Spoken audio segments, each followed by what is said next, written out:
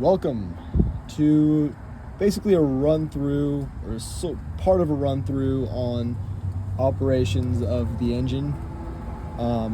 It looks a little bit scary, looks a little tricky, but it's a lot more simple than it's played out to be. And once you kind of understand the basic way things work, you'll have much of a better eye and mind for it.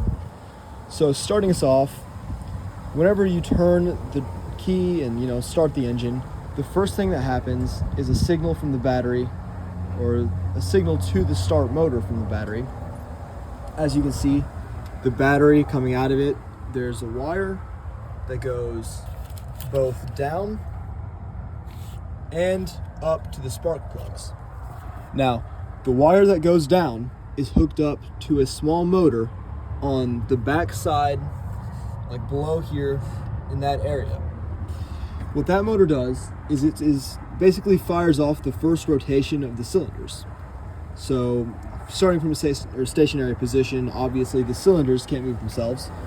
So the needle wheel persuasion, once they start moving, however, it takes a lot less effort. And someone just yelled at me. But, yep. Once that happens, they kind of start moving on their own. As you can see, the wires from the battery come to all sides, go to all 8 spark plugs, to all 8 cylinders. And now that we've got the starting out of the way, we can get on to more of the fun mechanical stuff. This is the engine block, just this whole area here. And it's called the main engine block because it contains the pistons. And obviously the pistons are what pump up and down, cause the fuel to be smashed into the spark plug as it fires a charge and drives the engine forward, drives the vehicle forward. That's weird. Now, the cylinders work off of suction, compression, and, combustion. So, they rise up, fuel is sucked in, they come down, and they come up. And once they come up, the spark plugs fire a charge, ignite the fuel, and it drives the cylinder down.